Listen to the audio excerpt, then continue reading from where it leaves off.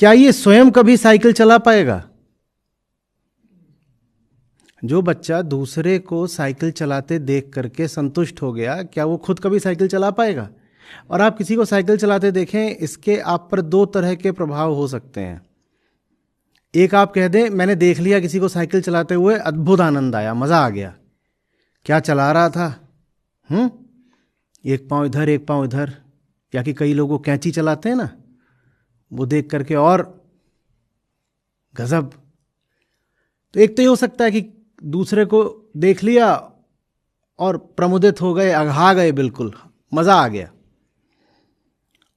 और दूसरा ये हो सकता है कि देखा कि वो चला रहा है तो अपने भीतर एकदम आस उमड़ी, वो चला रहा है तो मैं भी चलाऊंगा। जो पहली बात करी हमने, उसमें दूसरे को चलाता देखकर आप में संतुष्टि आ गई, और जो दूसरी बात करी हमने, उसमें दूसरे को चलाता देखकर आप में घोर असंतुष्टि आ गई। तो व्यक्ति ऐसा चाहिए जो जब भी कहीं पर कुछ विलक्षण देखे, उत्तम देखे, ऊंचा देखे, तो उसमें असंतुष्टि का भाव आए। वो तभी हो सकता है जब आप में ऊंचाई से प्रेम हो, कि आपको चीज दिख गई है, आप कहें मुझे दिखी है, इससे पेट नहीं भर जाता मेरा। दिखी है तो पानी है। और याद रखिए, आप 10 साल तक किसी को साइकिल चलाता देखते रहें, उससे आप नहीं चला पाएंगे। आप किसी को साइकिल चलाता देखते रहिए 10 साल तक, तो भी आप नहीं चला सकते, या चलाने लग जाएंगे। खुद चलाना तो माने खुद चलाना। हाँ, दूसरा चला रहा है साइकिल, इससे आप में, मैं कह रहा हूं, एक उत्साहपूर्ण असंतुष्टि का संचार होना चाहिए। भीतर से ऊर्जा उठनी चाहिए, जिसको मैं उत्साह कह रहा हूं। ऊर्जा उठनी चाहिए कि उधर है और सुंदर है तो मुझे भी चाहिए। अगर उनको मिल सकती है तो मुझे क्यों नहीं? बताओ कौन सी श्रेष्ठता दर्शाई है उन्होंने, मैं भी दर्शाऊंगा। बताओ कौन सा मूल्य चुकाया है उन्होंने, मैं भी चुकाऊंगा। बताओ उन्होंने कौन सी साधना करी है, जितने कष्ट आएंगे सब भोगूंगा, वो साधना मैं भी करूंगा, पर वो जो सामने है उससे अब हो गया है प्यार। उधर है तो इधर भी चाहिए। समझ में आ रही है बात? आप किन्हीं भी महापुरुषों का जीवन चरित्र पढ़ें तो आप इसलिए थोड़ी पढ़ रहे हैं कि पढ़ करके आप कहें मैंने पढ़ लिया, आप जान गया। चाहे वो आध्यात्मिक क्षेत्र में लोग हों, विज्ञान के क्षेत्र में लोग हों, किसी भी क्षेत्र में लोग हों, अन्वेषक हों, गायक हों, कलाकार हों, खिलाड़ी हों, राजनेता हों, कुछ भी हो सकते हैं। मनुष्य की गतिविधियों के इतने क्षेत्र, आप कहीं भी कुछ ऊंचा देखें तो उससे आपको एक समस्या खड़ी हो जानी चाहिए। ये आपके लिए बड़े सौभाग्य का, साथ ही साथ बड़ी दिक्कत का क्षण होना चाहिए जब आपको कहीं ऊंचाई के दर्शन हो जाए। सौभाग्य इसलिए कि दर्शन हो गए, और अड़चन ये कि मात्र दर्शन हुए हैं, प्राप्ति नहीं हुई है।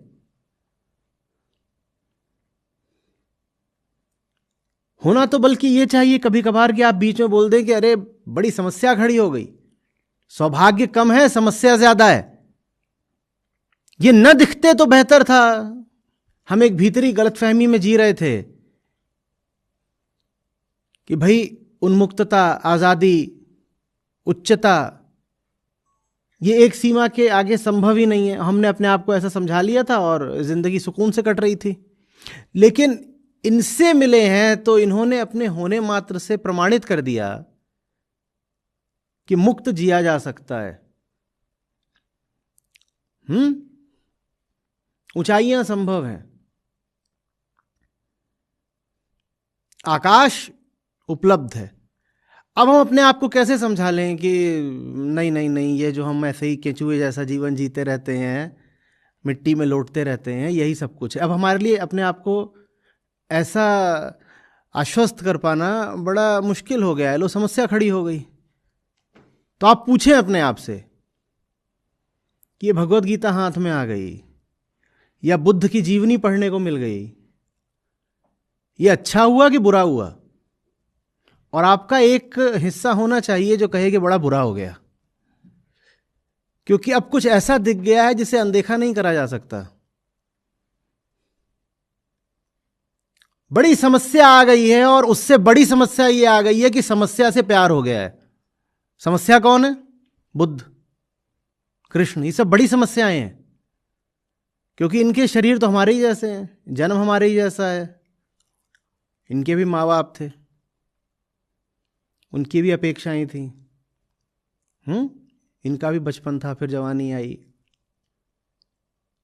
इनके चारों ओर भी स्थितियों के बंधन थे, ठीक है ना?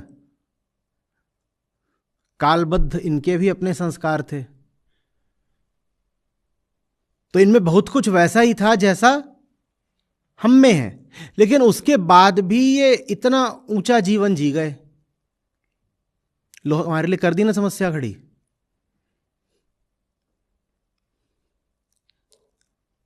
एक विचित्र सा भाव उठना चाहिए जिसमें प्रेम भी हो, अहोभाव भी हो, और मैं तो कहता हूं थोड़ी सी ईर्ष्या भी हो।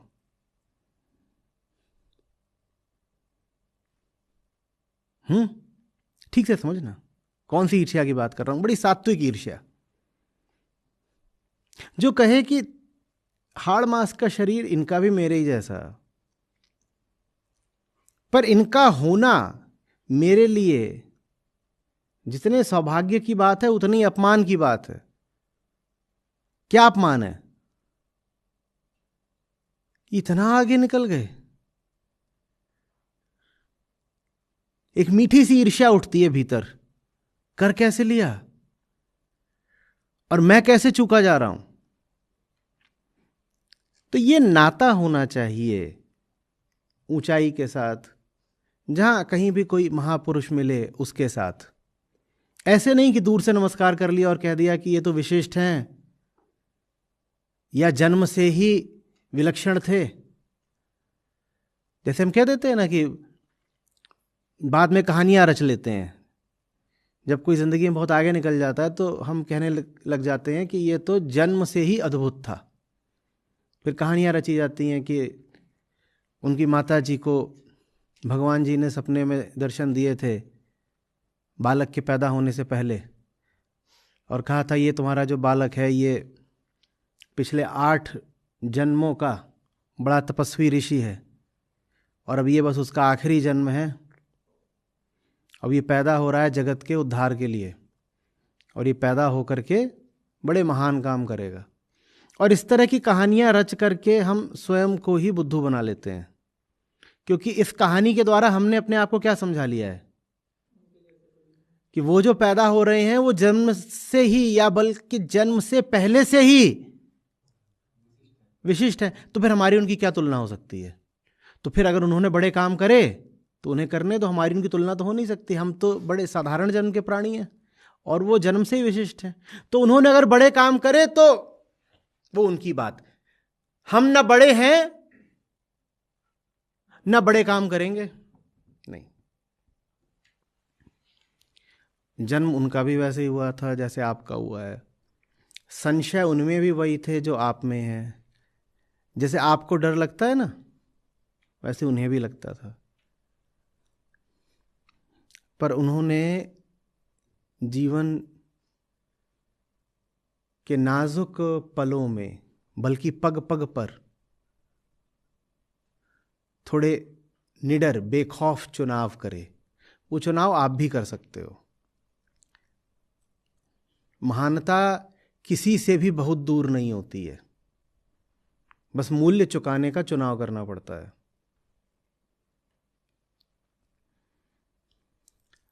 आपको बड़ा अचरज हो जाएगा अगर आपको कभी यथार्थ पता चले कि आप जिनको महान बोलते हो वो हर अर्थ में 99% बिल्कुल आप ही के जैसे हैं। आप गलतियां करते हो, वो भी गलतियां करते थे। आप डगमगाते हो, वो भी कांप जाते थे।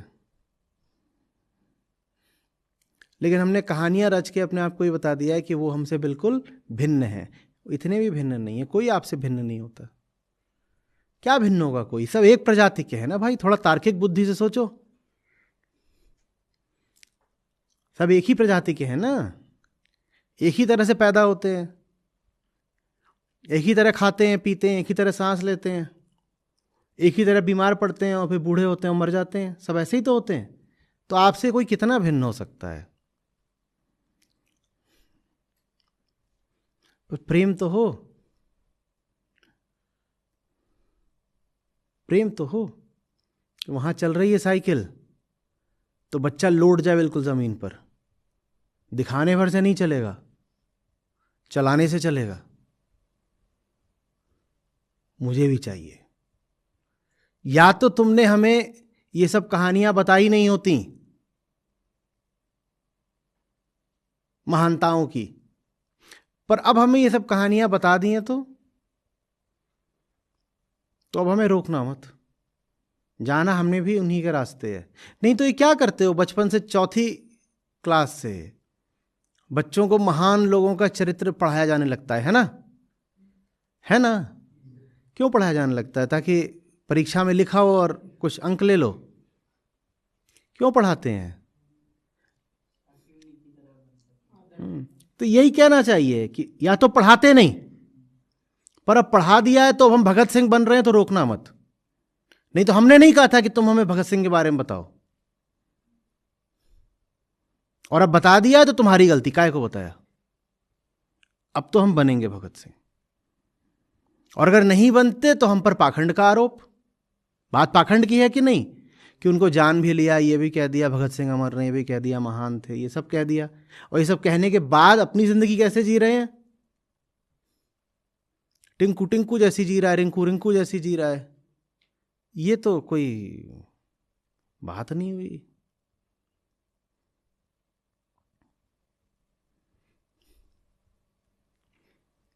जिसको पता ही नहीं उसको तो फिर भी माफी मिले, जिसको पता है सब कुछ उसके बाद भी वो कहे कि मुझे जीवन एकदम थका हारा, बंधा हुआ, रुंधा हुआ ही जीना है, उसकी क्या माफी है फिर? अपने आप से प्रश्न तो करो। चाहे वो विचार के क्षेत्र के क्रांतिकारी हों, दार्शनिक हों, चिंतक हों, चाहे राजनीति के क्षेत्र के क्रांतिकारी हों, विज्ञान के क्षेत्र के हों, कला के क्षेत्र के हों, किसी क्षेत्र के हों, आपको सब क्रांतिकारियों की ही कहानियां क्यों बताई जाती हैं? कभी थोड़ी सी सोचा नहीं बुद्धि लगा के? अब 1910, 20, 30 का दशक ले लो अगर, तो उस समय भी भारत की आबादी 40 करोड़ थी तब भी। आज 140 करोड़ है, तब 40 करोड़ तो लेकिन तब भी थी। और 40 करोड़ की आबादी में न जाने कितने रहे होंगे, अक्खू लक्खू, चिंकू पिंकू, हाँ, कालू शालू, माने आम आदमी, न जाने कितने रहे होंगे। उन सबका वृतांत आपको पढ़ाया जाता है क्या? उनके बारे में कुछ ही बताया जाता है? बताया किन के बारे में जाता है? तो जिनके बारे में बताया जाता है उनके बारे में क्यों बताया जाता है? ताकि आपका सामान्य ज्ञान बढ़ जाए, आगे चल के यूपीएससी निकाल लो। क्यों बताया जाता है उनके बारे में?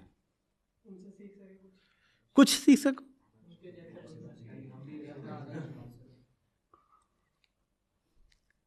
क्योंकि उनके होने से उन दशकों की पहचान है बाबा।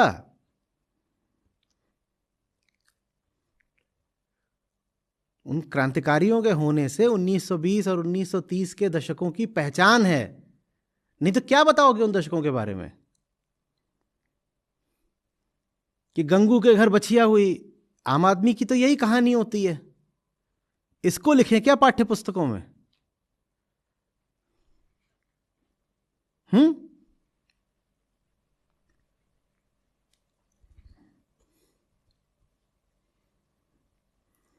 वो सब बताया गया। क्यों बताया गया? ताकि तुम पर एक उन्माद छा जाए, एक बहुत ऊंचा प्रेम तुम्हें अपनी गिरफ्त में ले ले।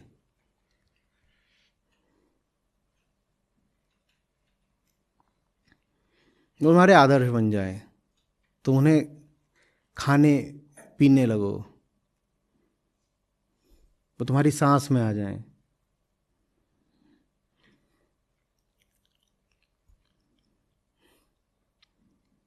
समझ में आ रही है बात? जो सच्चाई को जान करके भी उसको जीता नहीं है, बड़े पाखंड का अपराधी होता है।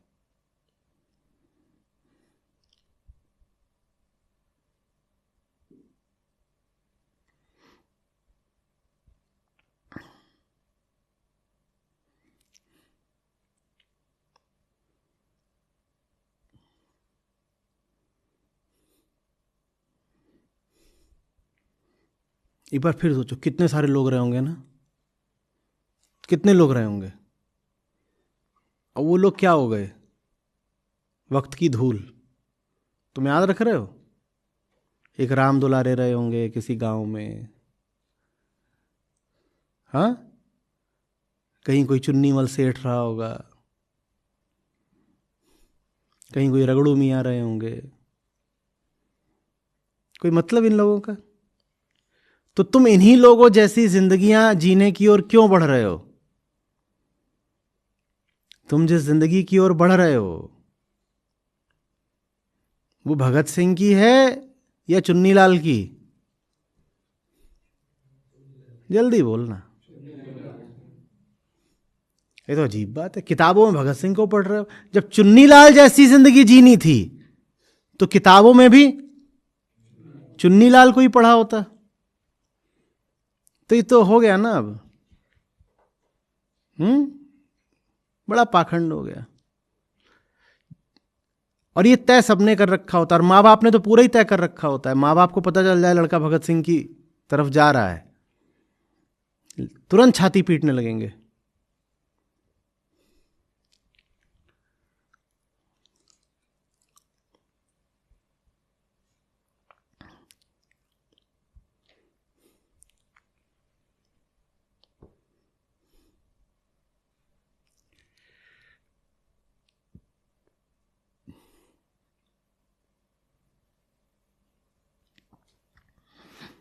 एक गलती कभी मत करना कि जहां कहीं कुछ उत्कृष्ट देखा,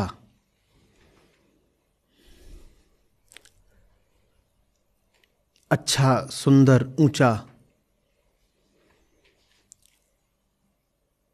उसको प्रणाम किया और उससे दूर हो गए। ये मत करना। ये हम करते हैं और हम सोचते हैं हमने ठीक किया, हमने सम्मान दिखा तो दिया। कुछ बहुत ऊंचा दिखा, हमने क्या करा? नमस्ते, नमन, प्रणाम, और पीछे हट जाते हैं। नहीं, जब कहीं कुछ ऊंचा दिखे उसके निकट जाना, डरना नहीं।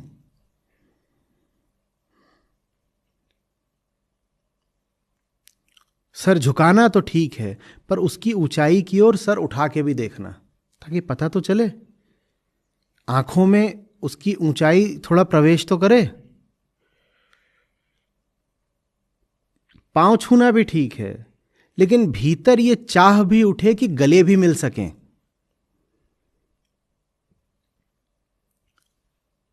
पांव भर छूने में तो बड़ी सुरक्षा है।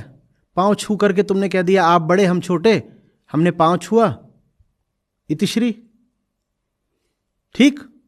आप बड़े हम छोटे, पांव छू करके हमने और अपने आप को जिम्मेदारी से मुक्त कर दिया, हम छोटे हैं बस। भीतर एक चाह उठनी चाहिए कि हम इस काबिल बन पाए कि इनके गले भी मिल पाए।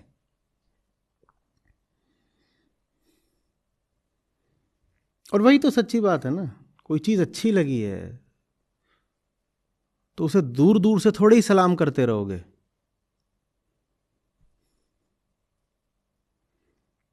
उसे जिंदगी बनाओगे ना। पर यह बात हमारी शिक्षा में कहीं आती नहीं, ये बात हमारे संस्कारों में भी कोई आती नहीं।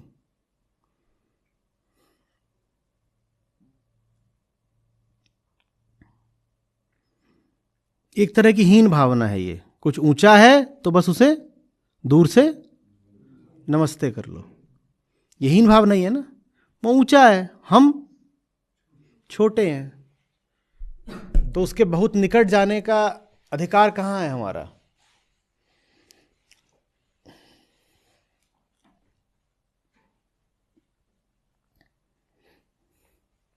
और जो भी कोई व्यक्ति ऊंचा होता है ना, वो कभी ये नहीं चाहता कि बहुत सारे लोग आकर के नमन करें उसे। जानते हो क्या चाहता है? हाँ, वो यही चाहेगा कि तुम भी वही हो जाओ जो वो है। जिस संभावना को उसने सार्थक करा है, उसको तुम भी अपने लिए सार्थक कर लो। और बल्कि वो ये देखेगा कि सब आके उसको नमस्ते कर रहे हैं, ज़्यादा ये सब चरण स्पर्श, तो दुखी और हो जाएगा। क्यों दुखी हो जाएगा?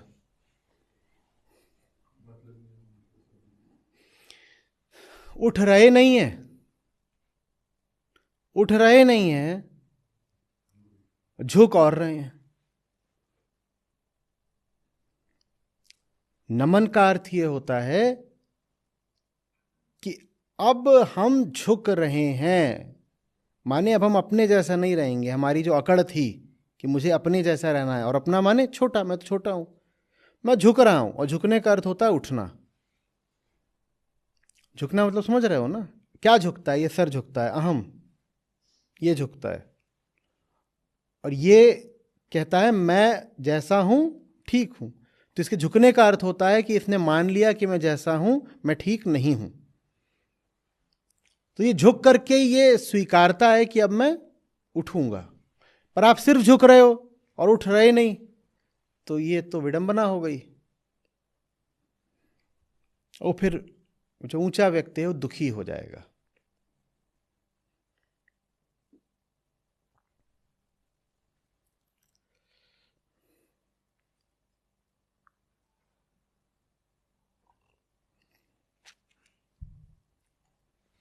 कुछ आ रही है बात समझ में?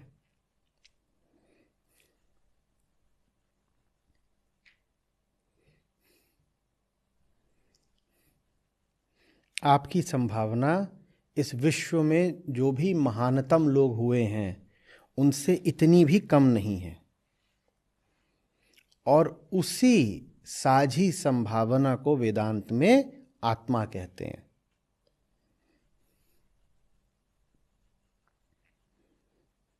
आपकी संभावना जो ऊंचे से ऊंचा व्यक्ति आज तक हुआ है उससे इतनी भी कम नहीं है। ये बात सुनते ही हम में से ज्यादातर को हर्ष नहीं होता, भय सा होता है ना कि बाप रे, इतना इतना ऊंचा जाना पड़ेगा। उतना ऊंचा जाना ही पड़ेगा, वही नियति है हम सबकी। उतना ऊंचा नहीं जाओगे तो टिंकू लाल बन के रह जाओगे। बनना टिंकू लाल।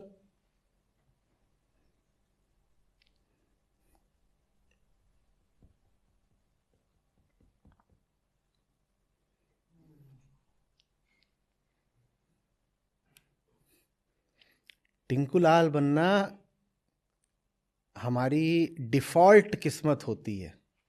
डिफॉल्ट समझते हो? पूर्व निर्धारित। वो होना ही होना होता है। वो ना हो इसके लिए बड़ी क्रांति, बड़ी मेहनत करनी पड़ती है। आप कर रहे हो उतनी मेहनत? नहीं करोगे तो टिंकू लाल तो बन ही जाओगे।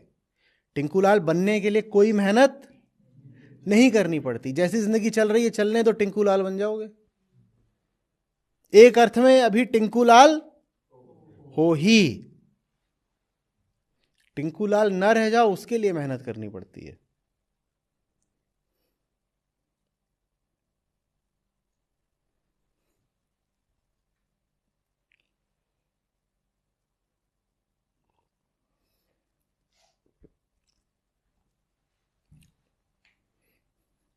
कुछ जम रही है बात?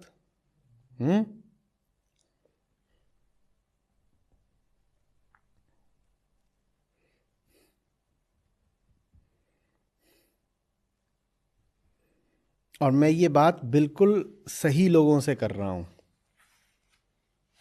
क्योंकि तुम उम्र की उस अवस्था में हो जिसमें तुम्हारे पास ज्ञान भी है, दुनिया को जान समझ गए हो। बालक नहीं हो तो तुम्हारे पास अब बुद्धि है, शारीरिक बल भी है, और अभी दुनिया के झंझटों में फंसे नहीं हो, तो तुम्हारे ऊपर कोई कर्ज और बोझ जैसे कर्तव्य नहीं है।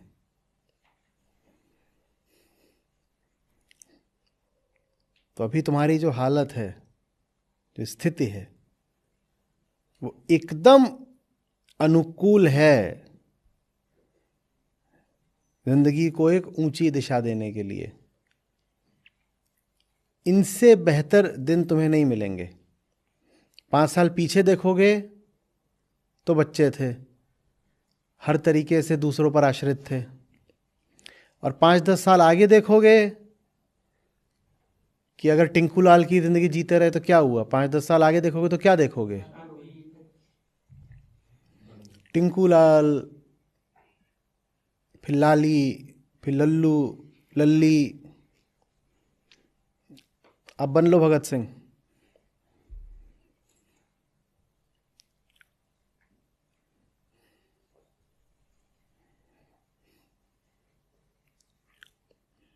अब कर लो जीवन में कुछ भी सार्थक काम।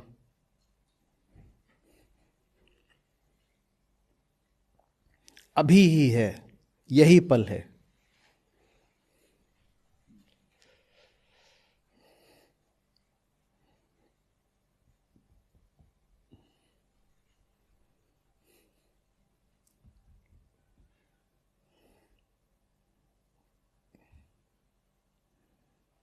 कुछ अनुचित? हम्म।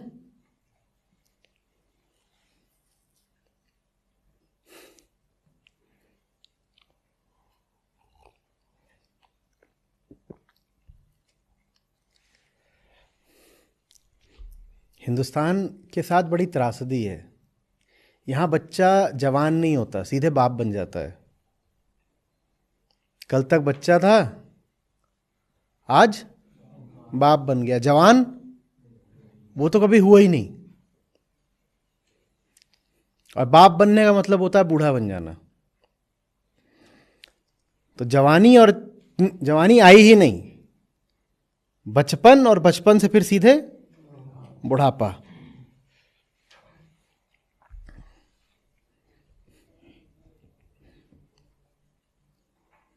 आज बच्चा, कल बाप।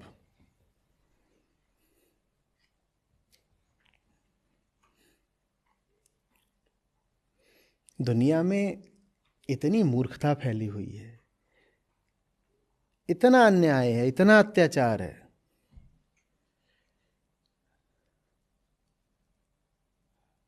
पागलों ने आग लगा दी है दुनिया में। तुम बस किसी मजबूरी तले अपने आप को दबा मत लेना। विद्रोह तो कर ही दोगे, क्योंकि जो सब चल रहा है दुनिया में वो एकदम प्रत्यक्ष और स्पष्ट है। विद्रोह तो कर ही दोगे, पर कोई करता नहीं। क्यों? क्योंकि सब अपने आप को मजबूरियों तले दबा लेते हैं। एक बार दब गए तो अब क्या विद्रोह करोगे? वो मत करना बस।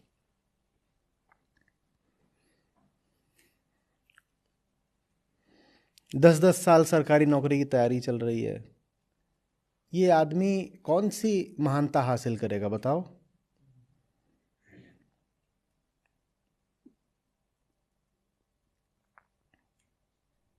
ये करेगा?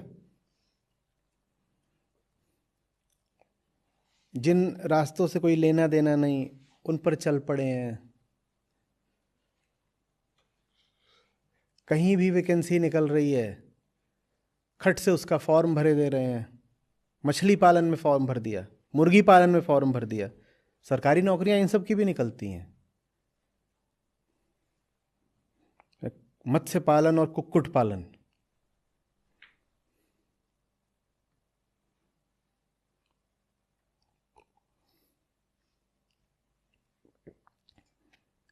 या प्राइवेट में चले गए, वहां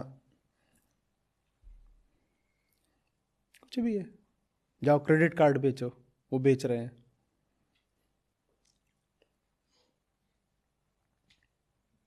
हम्म।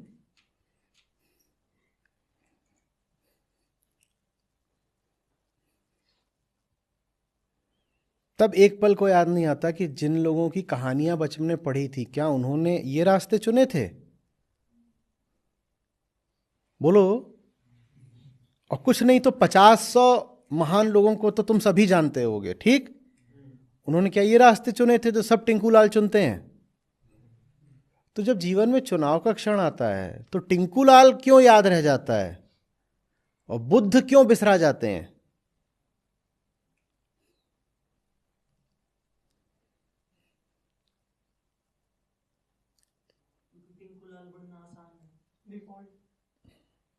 यही है बस। आसान भी नहीं है, कुछ भी नहीं करना आसान, तो इसमें कुछ करना है। टिंकू लाल तो एक बेहोशी के प्रवाह का नाम है। कुछ नहीं भी करो तो टिंकू लाल बन जाओगे। है ही, जैसे माँ के गर्भ से ही टिंकू लाल ही जन्म लेता है। तो टिंकू लाल माने अपना पड़े रहो, समय जो करा रहा है वो होता जाए। एक उम्र आएगी, माँ बाप तुम्हारी कुंडलियां इधर उधर मिलाना शुरू कर देंगे, जाति और गोत्र वगैरह देखना शुरू कर देंगे। तुम्हारी ही जाति की कोई कन्या या वर पकड़ लिया जाएगा, बाकायदा दहेज वगैरह तय किया जाएगा।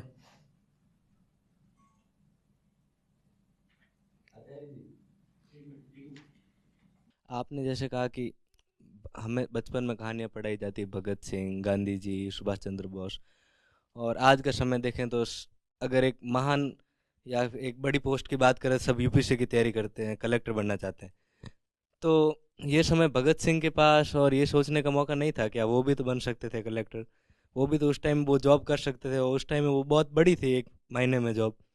फिर उन्होंने दूसरा रास्ता चुना क्योंकि उन्हें पता था कि हम जिस राह पे जाएंगे, अगर गुलामी वाली ज़िंदगी जी ली तो हमें कोई याद ना करेगा, ना हम कुछ काम आएंगे अपने देश के। और हम एक अलग राह चुनेंगे तो हम अपने देश के भी काम आ जाएंगे और लोगों के लिए भी प्रेरणा बनेंगे। और जानते हो, भगत सिंह के लिए ये कलेक्टर वगैरह बनना बहुत आसान था, क्योंकि उस समय पढ़े लिखे लोग बहुत कम होते थे। और भगत सिंह सिर्फ औपचारिक रूप से पढ़े लिखे नहीं थे कि उनके पास डिग्री थी, वो वास्तव में पढ़े लिखे थे। हम भगत सिंह की बात सुनते हैं तो उनका संबंध सिर्फ बम और बंदूक से लगाते हैं। उनका पहला नाता किताबों से था। अपनी उम्र के हिसाब से उन्होंने बहुत पढ़ रखा था, पढ़ भी रखा था और लिखा भी। 22-23 साल की छोटी सी उम्र, उतने में किताबें लिख देना, और साथ में बम बारूद तो चल ही रहा है। बम बारूद भी चल रहा है, पढ़ाई लिखाई भी चल रही है, और लेखन भी चल रहा है। इतने प्रतिभाशाली आदमी को तो सब मिल जाता दुनिया से, वो जो मांगता दुनिया दे देती उसको। तब आईसीएस होता था, इंडियन सिविल, कर रहे थे उत्तीर्ण। इतनी प्रतिभा के छात्र तो देश में तब बहुत थे ही नहीं। और जो लोग ऊंची शिक्षा कर लेते थे, लगभग निश्चित हो जाता था कि उनको सरकारी नौकरी अंग्रेजों की मिल ही जाएगी। तो भगत सिंह चाहते तो बढ़िया, एकदम तुरंत मिल जाती।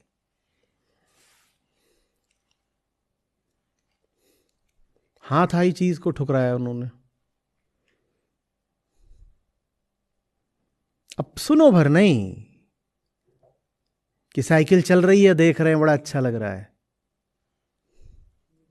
थोड़ा उनके मन में प्रवेश करो, वो क्या देख रहे हो, क्या सोच रहे हो, क्या चाह रहे हैं। यही बात वैज्ञानिकों पर भी लागू होती है, गणितज्ञों पर भी लागू होती है।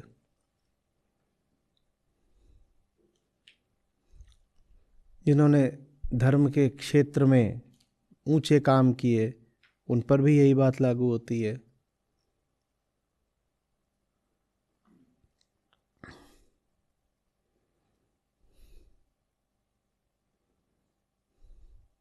उनके मन में प्रवेश करो ना।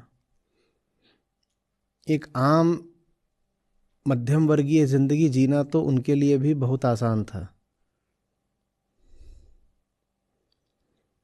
और आम जिंदगी भी नहीं, उनको एक ऊंची जिंदगी मिली जा रही थी क्योंकि प्रतिभा संपन्न थे। इंसान कहता है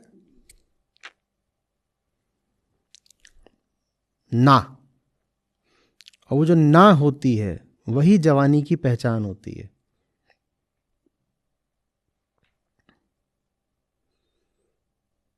ये थोड़ी कि टीवी पर एक नई चीज आई और तुरंत हाँ हाँ हाँ, जीभ बाहर लटक रही है, लार चू रही है, और वहाँ टीवी पर एक शो शुरू हुआ है जिसमें तुम अपना धंधा करने जाओ तो तुमको 10-20-50 लाख रुपए दे देते हैं, और तुमने लार चुआनी शुरू कर दी।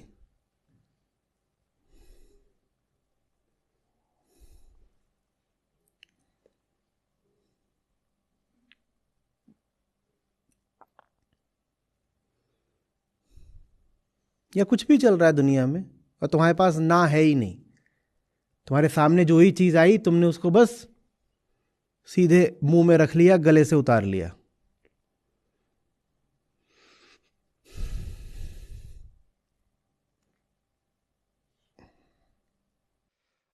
जब हम ये ना कह रहे होते हैं आचार्य जी, तो एक अंदर झिझक चलती है, तो उस झिझक से कैसे मतलब जीता उसमें जाए? तुम्हें कोई नहीं कुछ मदद दे सकता, क्योंकि वो झिझक उनको भी लगी थी, और उस पल में हर व्यक्ति अकेला ही होता है।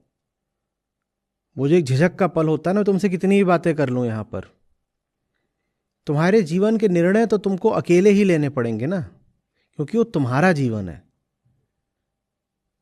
जब साइकिल चलाने की बारी आएगी तो साइकिल पर तुम हमेशा अपने आप को अकेला ही पाओगे। हां, 50 बहुत अच्छे साइकिलिस्ट आकर के तुमको प्रदर्शित कर सकते हैं साइकिल कैसे अच्छे तरीके से चलाई जाती है, वो महान साइकिलिस्ट हैं, वो आके तुमको बता गए ऐसे करना है। पर जिस दिन साइकिल को हाथ लगाओगे, अपनी गाड़ी आगे बढ़ाओगे, अपनी यात्रा पे निकलोगे, उस दिन तो साइकिल पर तुम, और उस अकेलेपन में कोई नहीं तुम्हारे साथ हो सकता। हाँ, मैं तुम्हारे बगल में खड़ा हो सकता हूं। ये भी कर सकते हैं कि तुम साइकिल को लेकर के निकले तो कुछ दूर तक किसी ने पीछे से पकड़ लिया, पर कौन कितनी देर तक किसी को पकड़ सकता है? थोड़ी देर में तुमको अकेला होना ही पड़ेगा।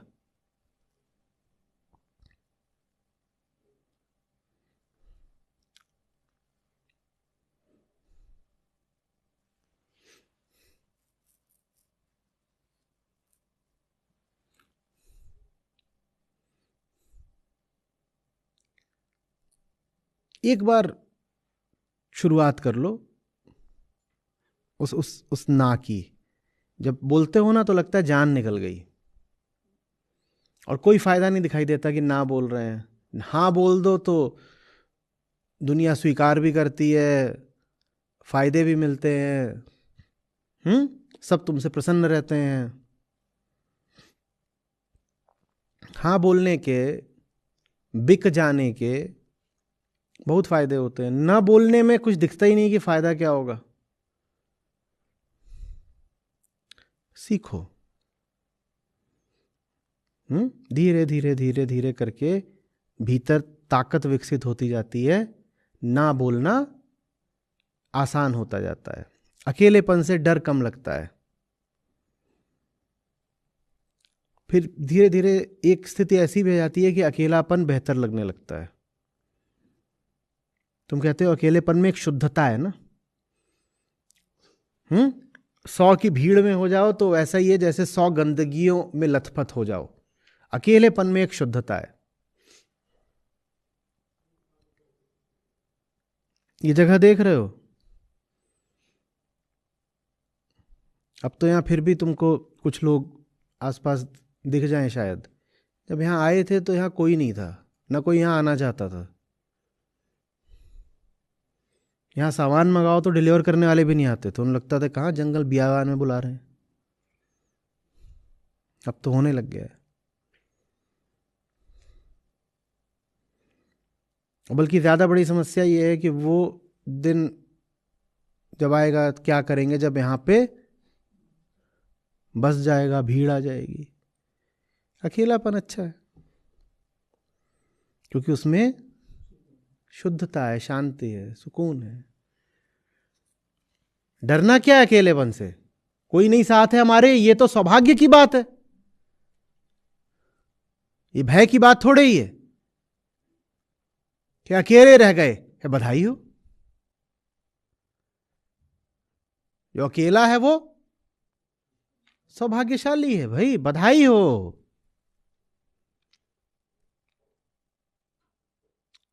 और हमारी सहानुभूति बल्कि उनके साथ है जो बेचारे भीड़ में, अरे अरे अरे अरे 40 जनों की भीड़ में हो और सबके सब एक स्वर से क्या कह रहे हैं? हां।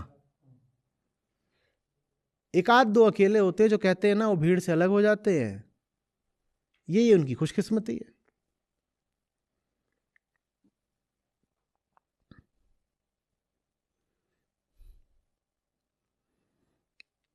ये जो पूरा विश्व है, मानवता है, ये वैसे भी एक सामूहिक आत्महत्या की ओर सब बढ़ रहे हैं। आत्महत्या भी और सर्वविनाश भी। अपनी हत्या चलो कर लो। मानवता जितनी प्रजातियां हैं पृथ्वी पर, सबकी हत्या करने की ओर बहुत तेजी से बढ़ रही है, कर ही रही है। महाविनाश के बिल्कुल हम बीचों बीच हैं। ये भी नहीं कि कल शुरू होगा, शुरू हो गया, उसके हम एकदम बीचों बीच हैं। ऐसे मूर्खों की भीड़ में शामिल होकर के तुम्हें क्या मिलेगा? तुम्हारा तो धर्म है अपने आप को अलग कर देना।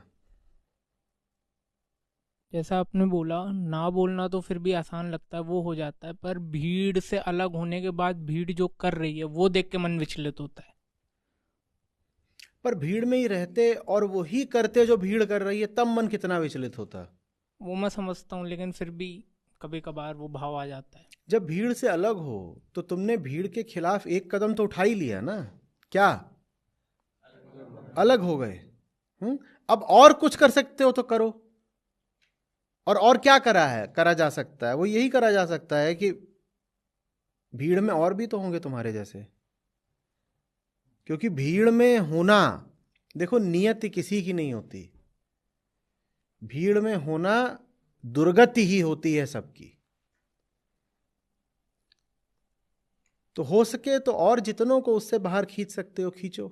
अगर मन विचलित ही लगता है भीड़ के पागल तरीकों को देखकर, तो भीड़ से जितने लोगों को बाहर खींच सकते हो खींचो। वही तरीका है, और क्या करोगे?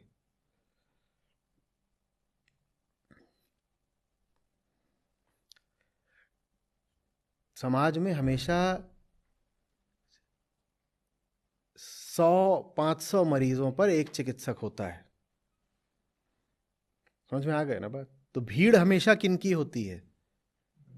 मरीजों की होती है। और चिकित्सक का क्या काम होता है? एक तरीके से देखो तो चिकित्सक मरीजों की भीड़ का दुश्मन होता है। क्यों? क्योंकि वो मरीजों को खत्म कर रहा होता है ना। चिकित्सक का काम ही है मरीज को खत्म कर देना। वो कल तक मरीज था, चिकित्सक के हत्थे चढ़ गया तो स्वस्थ हो गया, तो मरीज का क्या हुआ? मरीज तो खत्म हो गया ना। तो चिकित्सक जो कि हितैषी होता है, उसका काम ही यही है कि जिनका हितैषी है उन्हें भीड़ से बाहर खींच ले। लेकिन तभी बाहर खींच पाओगे जब पूरे स्वास्थ्य के साथ, पूरे दम के साथ और पूरे आत्मविश्वास के साथ तुम स्वयं अपने अकेलेपन को जियोगे, आनंद के साथ।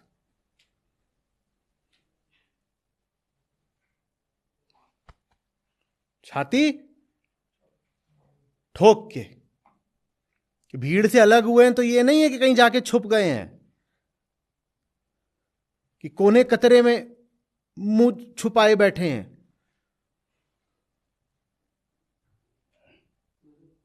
अलग हैं और हुंकार के साथ अलग है। तो ये जो फिर तुम्हारा जो स्वास्थ्य होता है, तुम्हारा जो अपना आनंद होता है, इसी को देख करके फिर और लोगों को प्रेरणा मिलती है कि भीड़ से अलग हो पाए। हाँ, जैसे आपने कहा कि अगर हम अपने आप को भीड़ से अलग करते हैं तो हमारे मन में एक बार ज़रूर आता है ये ख्याल कि लोग तो सब उसी लाइन पे जा रहे हैं, हम क्यों अपने आप को अलग कर रहे हैं। और इसी चक्कर में हम अपने मानसिक संतुलन को भी खो देते हैं, अपने बीते हुए कल को याद करते हैं और हम समझ नहीं पाते कि मैं कर क्या रहा हूँ। एक बार नहीं होता, ये बार बार होता है।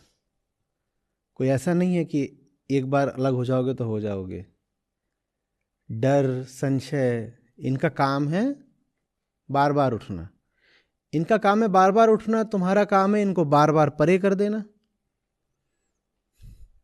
वो अपना काम करें, तुम अपना काम करो ना। कई बार होगा, तुम देखोगे भीड़ अपना उत्सव मना रही है, तुम कहोगे मैं ही चूक गया, मैं ही उनके साथ होता तो मुझे ही मजे आ रहे होते।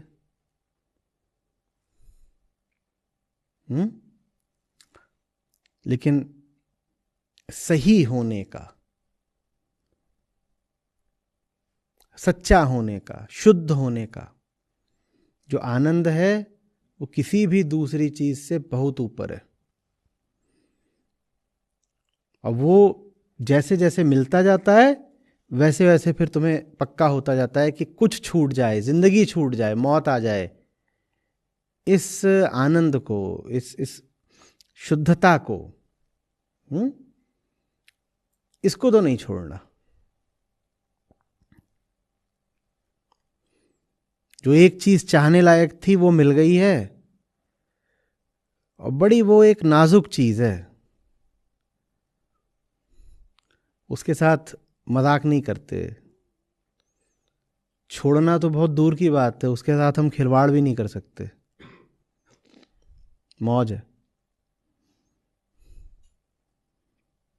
तो जानने वालों ने गाया, हीरा पायो गांठ गठियायो।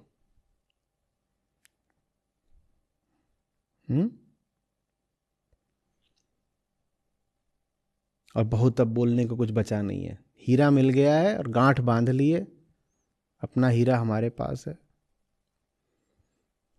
वही हमारे आनंद की चीज है। जीवन में एक मूल्य आ गया है।